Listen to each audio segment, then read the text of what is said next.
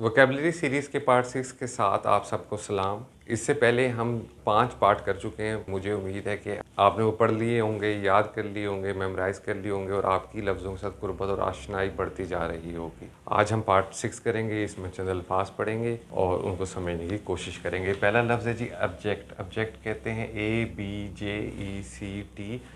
ये एडजेक्टिव है। एडजेक्टिव में डी साइलेंट होता है। इसको डी को साइलेंट करके इसका तलफ़ुज़ अदा किया जाता है। इसके माने हैं होपलेस या extremely sad and survive. Hopeless, नाउम्मीद हो जाना, बहुत ज़्यादा पस्त, हकीर, जलील, कमीना, ये इनके मानों में भी इस्तेमाल होता है। ऑब्जेक्ट जो ओवर यूज़ इसका होता है और एक फ्रेज़ हमें आम देखने को मिलता है वो है ऑब्जेक्ट पॉवर्टी।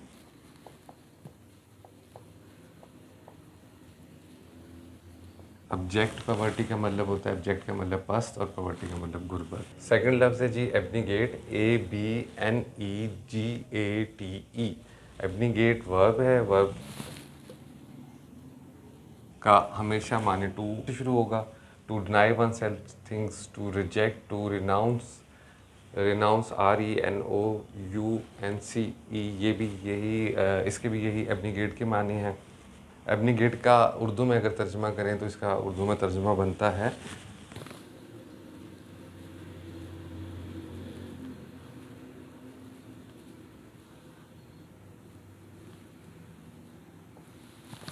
तर्क कर देना।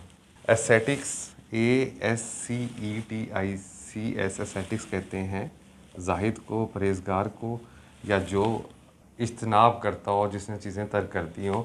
Aesthetics practice self abnegation because they believe it will bring them closer to spiritual purity. Spiritual purity कहते हैं रूहानी बलीदगी को, सफाई को, कि जो जाहिद है वो प्रैक्टिस करते हैं सेल्फ एब्लिगेशन ताकि वो रूहानियत हासिल करें। हमारे यहाँ भी मुख्तलिफ़ किस्म के लोग और ऐसे मौजूद हैं जिसमें चिल्ला कशी की जाती है, अपने जो बुनियादी या दुनियावी ज़रूरतें हैं उससे परहेज़ किया जाता है, वो भी एक सेल्फ एब्लिगेशन की फॉर्म है। अगला लफ्ज़ है जी एबॉर्टिव। ABORTIVE। एबॉर्टिव एडजेक्टिव है। एबॉर्टिव का मतलब होता है किसी चीज़ का रुक जाना, अनसक्सेसफुल रहना। एबॉर्टिव का नाउन है अबॉर्शन। एबॉर्टिव अनसक्सेसफुल, नाकाम। Fred's attempt to climb the mountain was abortive, he fell off when he was half way up. Fred's attempt to climb the mountain, Fred's की जो कोशिश थी कि वो पहाड़ पे चढ़े, वो क्या होगी, वो एबॉर्टिव होगी, अनसक्सेसफुल हो, मुकम्मल नहीं हो सकी। He fell off when he was half way up, और वो गिर गया जब वो आधे रास्ते में था। एबॉर्टिव्स का नाउन तो हो गया एबॉर्शन। एबॉर्शन इसकाते हमल को कहते हैं और मेडिकल के अंदर एबॉर्शन इस्तेमाल होता है और बड़ा कॉमन लफ्ज़ है, आपको पता होगा। एबॉर्टिव क्योंकि कॉमन उस तरह नहीं है, अदरवाइज़ तो बहुत कॉमन है। एबॉर्टिव का वर्ब भी है जी। एबॉर्टिव का वर्ब है अबॉर्ड। वो पुराने फ़ोन हुआ करते थे जब बटन के ज़माने वाले, उसमें सैमसंग का था या कोई और कॉल कोई किसी और कंपनी का था, उसमें आता था कॉल अबॉर्टेड, जब कॉल रुक जाती थी या मुनक़ता हो जाती थी। इसका मतलब अबॉर्ट का एडजेक्टिव हो गया अबॉर्टिव, वर्ब हो गया अबॉर्ड और नाउन हो गया अबॉर्शन। आपने इस तरह याद करना शुरू करने हैं जी। अगला लफ्ज़ है अब्रिज। ABRIDGE। अब्रिज एडजेक्टिव है, सॉरी वर्ब है। अब्रिजमेंट इसका नाउन है। अब्रिज का मतलब है to shorten, to condense. Condense CONDENSE। Condense का मतलब भी किसी चीज़ का कम होना होता है, जैसे कंडेंसेशन का एक साइंस में अमल है जिसमें बुखारात उड़ते हैं। अब्रिज का मतलब होता है किसी चीज़ को शॉर्ट कर देना है। जब आप कोई अब्रिज्ड फॉर्म में आप नोट्स लिखते हैं, हम CSS के कैंडिडेट्स को अक्सर ये कहा जाता है या नसीहत की जाती है कि जी आप अब्रिज्ड फॉर्म में, मुख्तसर फॉर्म में नोट्स लिखें।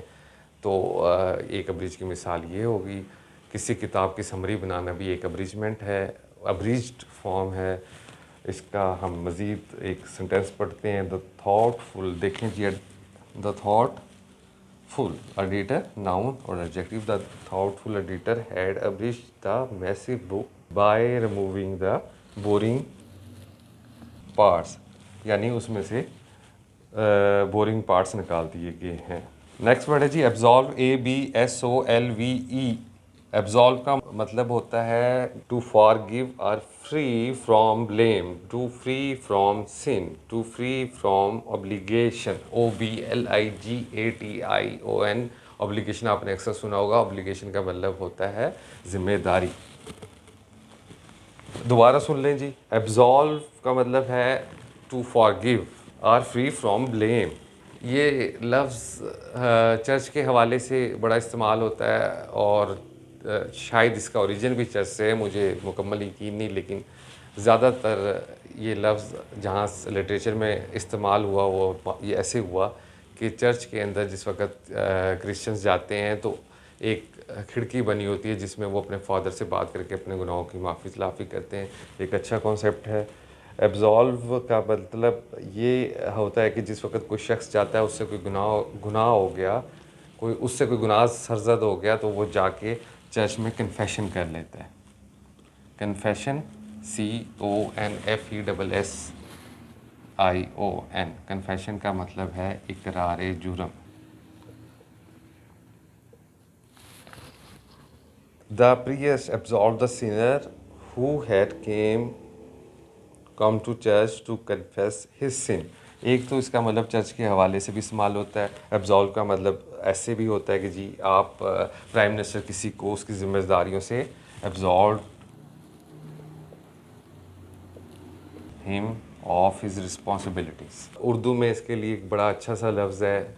उर्दू का लफ्ज़ कोशिश कीजिएगा कि आप याद रखा करें, आपको तर्जुमे में भी फ़ायदा होगा और वैसे भी बाइलिंगुअल तरीके से याद करना ज़्यादा बेहतर होता है। गलू खलासी करना यानी किसी को माफ़ कर देना, भूल जाना, उसको ज़िम्मेदारियों से क्लियर कर देना के मानों में भी ये लफ्ज़ इस्तेमाल होता है। पार्ट 6 जी आज हमने मुकम्मल कर लिया। पार्ट 7 में बड़ी जल्दी आपसे मुलाकात होगी। इन लफ्ज़ों से दोस्ती कर लें, इनको अपना लें। आपके लिए ज़िंदगी भर पेशा वराना ज़िंदगी में भी और निजी ज़िंदगी में भी इसका फ़ायदा रहेगा। बहुत शुक्रिया। अपना ढेर सारा ख्याल रखिएगा। अल्लाह हाफिज़।